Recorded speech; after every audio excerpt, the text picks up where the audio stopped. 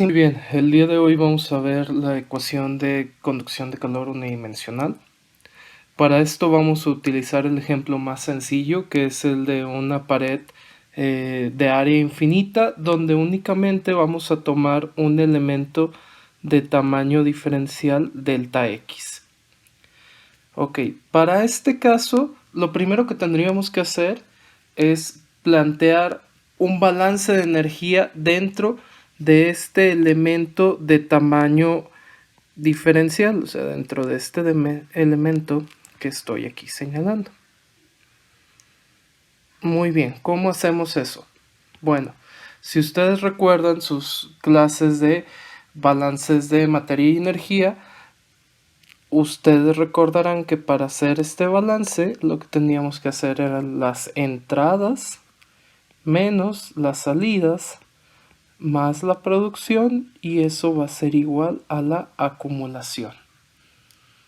Muy bien, ¿qué entradas de energía tenemos a este sistema? Bueno, si se fijan, está entrando Qx, y ¿cuáles son las salidas? Qx más delta X. Entonces tendríamos Qx menos el calor que está saliendo en X más delta X. ¿Ok? Es importante mencionar que aquí estamos hablando del flujo de calor que entra, o sea, este de aquí, y el flujo de calor que sale. Muy bien. Más la producción, más la generación de energía dentro de ese elemento diferencial, es decir, dentro de este elemento. Y eso va a ser igual a la acumulación de energía. ¿Cómo definiría yo la acumulación de energía?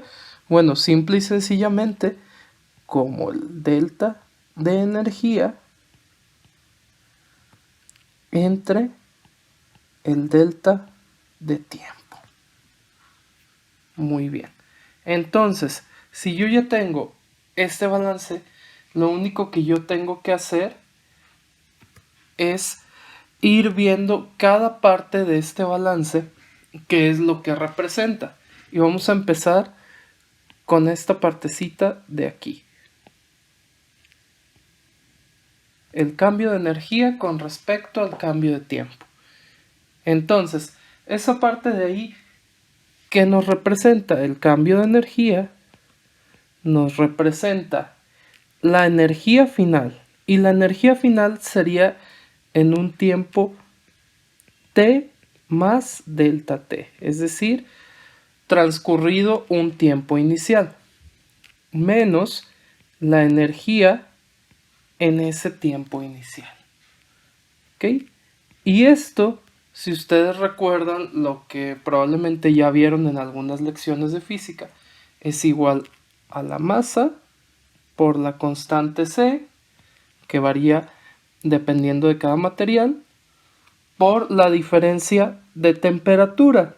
Entonces, temperatura final, ¿cuál sería la temperatura final? La temperatura T medida en un tiempo T más delta T, menos la temperatura T medida en el instante de tiempo T minúsculo. ¿Ok?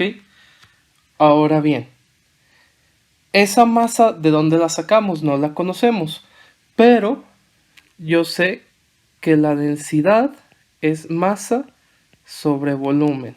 Por lo tanto, la masa debe ser densidad por volumen. Y si la masa es densidad por volumen, yo puedo decir que la masa es la densidad y el volumen de esta figura, ¿cuál sería? Bueno, sería esta área de aquí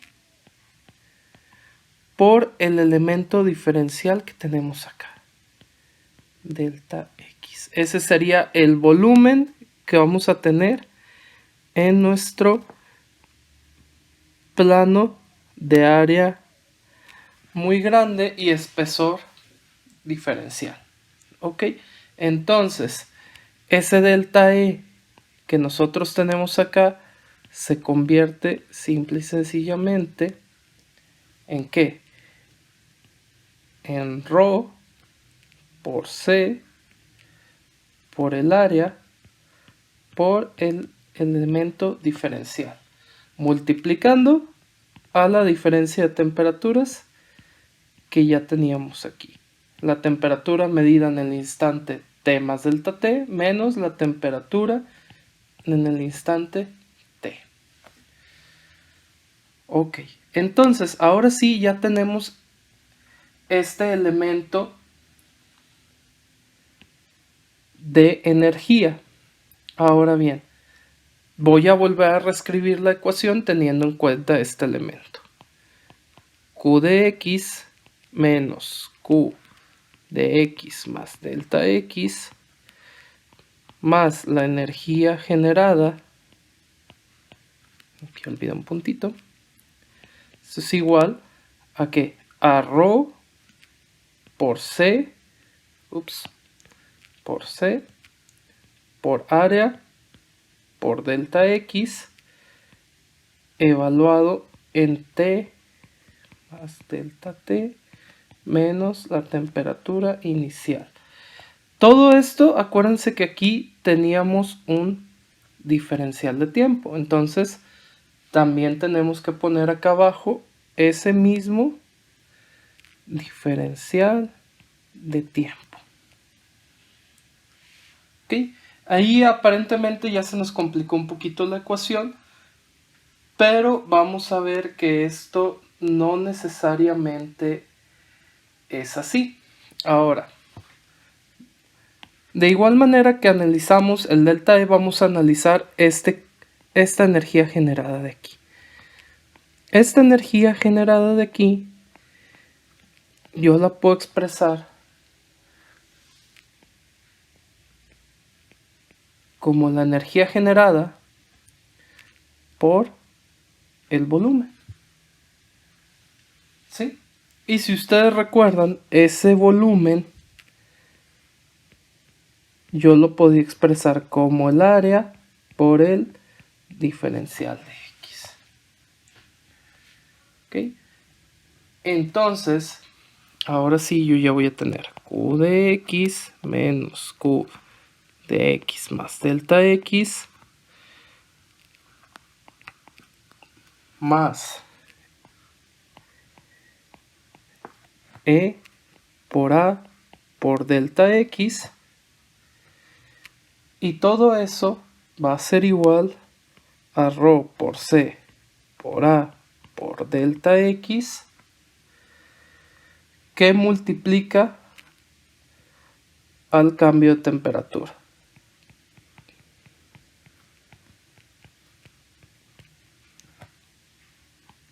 Y este está entre delta T. ¿Sí? Es lo mismo si yo extiendo esta división hasta acá que si la pongo únicamente acá. No altera el producto. ¿Ok? Entonces, ¿qué es lo que voy a hacer yo ahora? Lo que yo voy a hacer es para eliminar esta área y este delta X, voy a dividir entre área por delta X. ¿Ok? Y fíjense cómo voy a acomodar la ecuación a continuación. Lo que yo voy a poner es menos 1 sobre área. ¿Ok?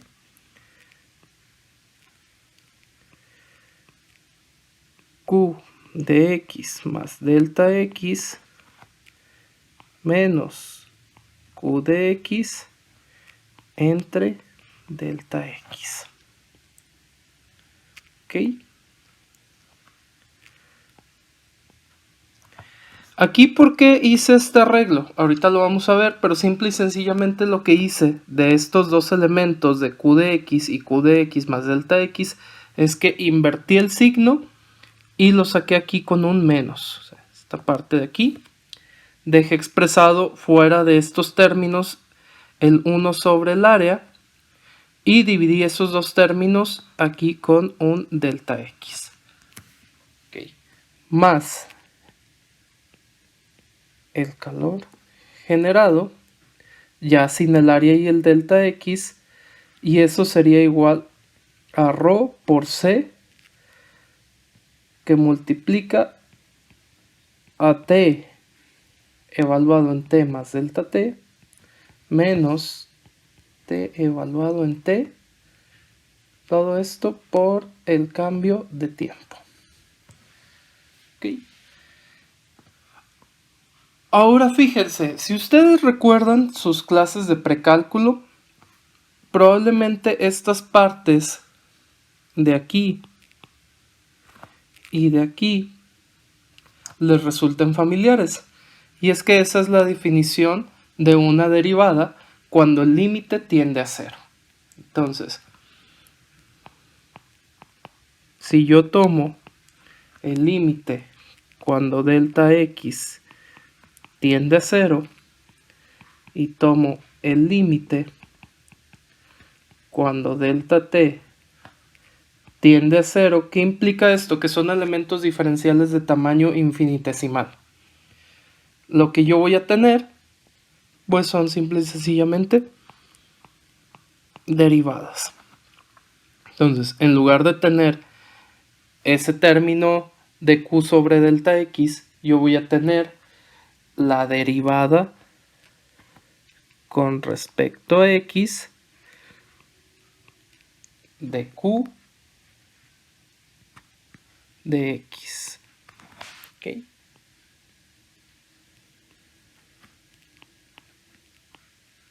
Más el calor generado es igual a ρ por C por la derivada de la temperatura con respecto al tiempo.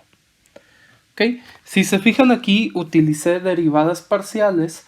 ¿Por qué? Porque estamos derivando con respecto a más de un elemento. ¿Ok? Entonces, esa es la razón por la que no uso d, sino que uso la derivada parcial. ¿Ok? Entonces, continuando, yo sé de mis conceptos básicos de transferencia de calor que Q de X, ¿sí?, es igual a menos K por A por cambio de temperatura con respecto a la distancia X. ¿Okay?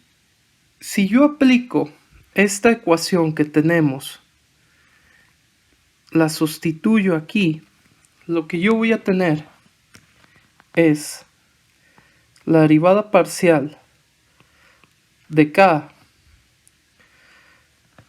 por la derivada parcial del tiempo con respecto a X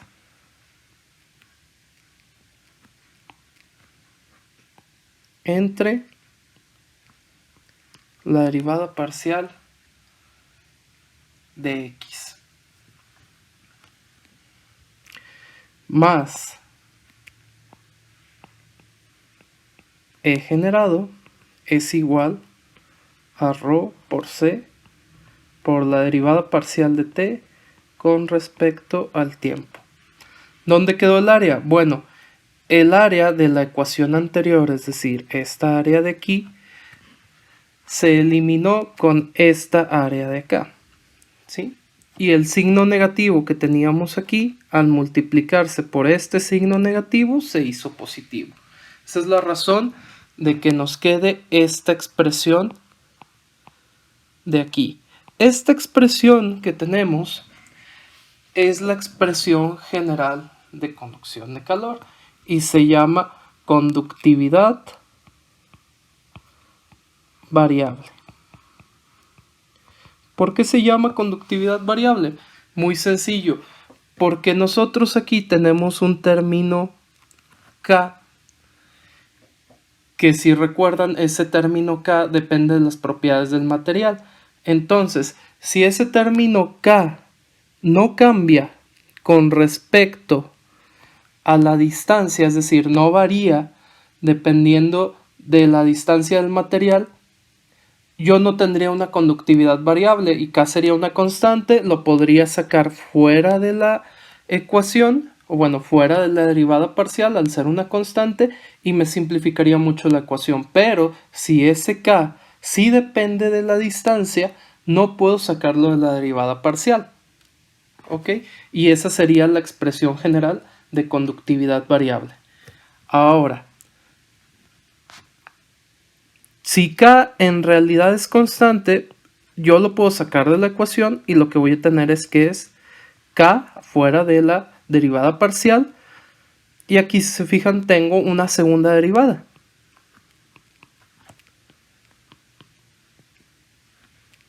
Segunda derivada de la temperatura con respecto al tiempo.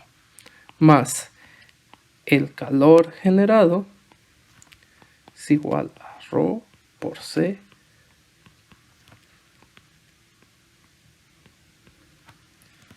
y esta es conductividad constante. ¿Por qué constante? Porque esta variable K de aquí resultó ser constante. Entonces, es bien importante que quede claro esto. La ecuación que tenemos aquí arriba, esta ecuación, es de conductividad variable, es la ecuación general. Y esta ecuación de acá es para los casos donde tenga una conductividad constante. ¿De acuerdo?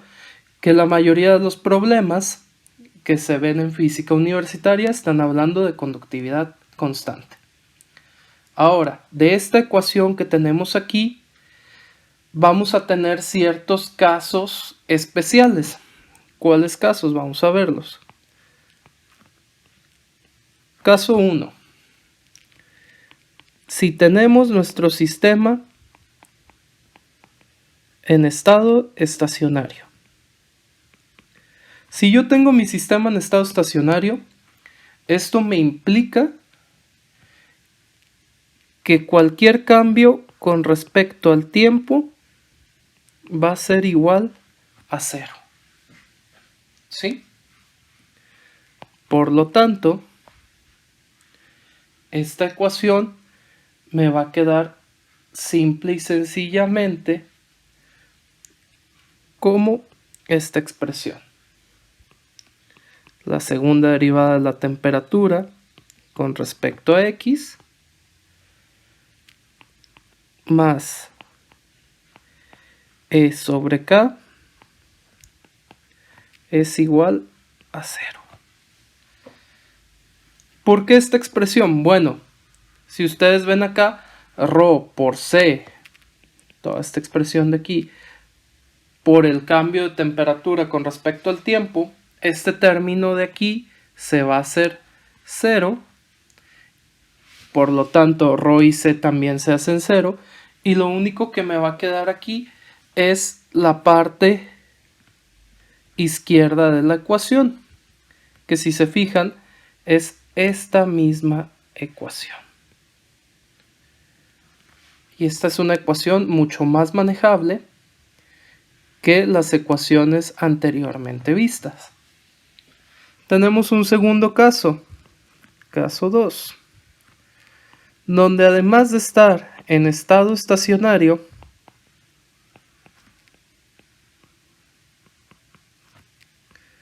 el sistema no tiene generación de calor. ¿Ok? En este caso entonces, ¿qué procedería? Bueno, además de que cualquier cambio con respecto a la temperatura sea 0, el calor generado también va a ser 0. ¿Y qué me va a quedar aquí entonces? Pues que la segunda derivada de la temperatura con respecto a X es igual a 0. Y esta es una ecuación todavía más sencilla de resolver que todas nuestras ecuaciones anteriores. Punto importante aquí. ¿Por qué en estas dos últimas ecuaciones utilicé la D y no el signo de parcial como antes había utilizado? Bueno, simple y sencillamente porque aquí ya únicamente tenemos una ecuación donde todo es variable únicamente con respecto a x. No son derivadas parciales, es una derivada con respecto a un solo término. Muy bien. Y finalmente vamos a tener un tercer caso. ¿Sí? El caso 3 es donde el sistema está en estado transitorio, pero sin generación de calor. ¿Ok?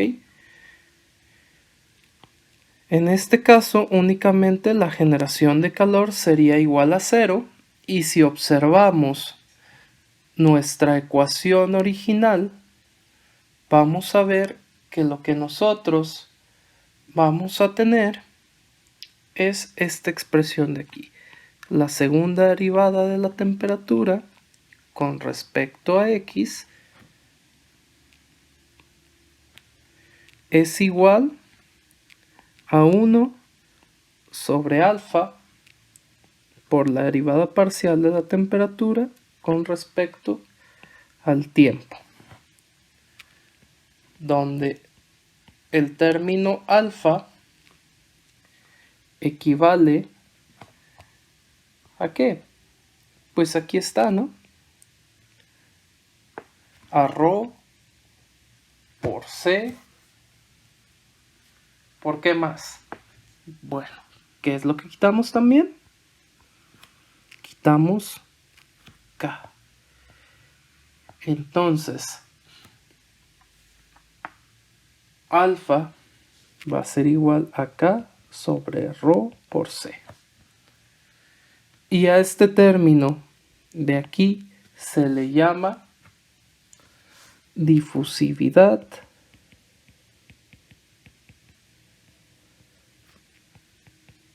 térmica. Y es una característica que depende del material y que te va a representar qué tan rápido se propaga el calor dentro del material. Entonces, resumiendo, para la conducción de calor unidimensional, es decir, en una sola dimensión, yo puedo hacer balances donde tenga entradas, salidas, producciones y acumulaciones. Conociendo las ecuaciones básicas de transferencia de calor, yo puedo plantear todo este desarrollo para llegar a una ecuación general que sería esta. Posteriormente, si la conductividad es constante, la ecuación se simplifica a este caso. Si además de tener conductividad constante, la ecuación está en estado estacionario, voy a tener este otro caso. Si además de estar en estado estacionario no tiene generación de calor, voy a estar en este caso. Y si además de todo eso estamos en un estado transitorio y sin generación de calor, yo voy a tener esta ecuación de aquí. Entonces, cuando estamos hablando de conducción de calor, es bien importante identificar cuáles son las condiciones de mi sistema, porque dependiendo de eso es la ecuación que yo voy a estar utilizando. Si tengo conductividad variable o constante, si tengo estado estacionario o si estoy en estado transitorio, y si tengo o no tengo generación de calor. Esas serían las pautas principales para poder entender lo que es la conducción de calor unidimensional. Obviamente aquí utilizamos una pared plana, pero este mismo desarrollo que nosotros desarrollamos, valga la redundancia en este video, se puede implementar para coordenadas esféricas o para estructuras de tipo cilíndricas, y va a ser algo muy similar a lo que ya desarrollamos aquí.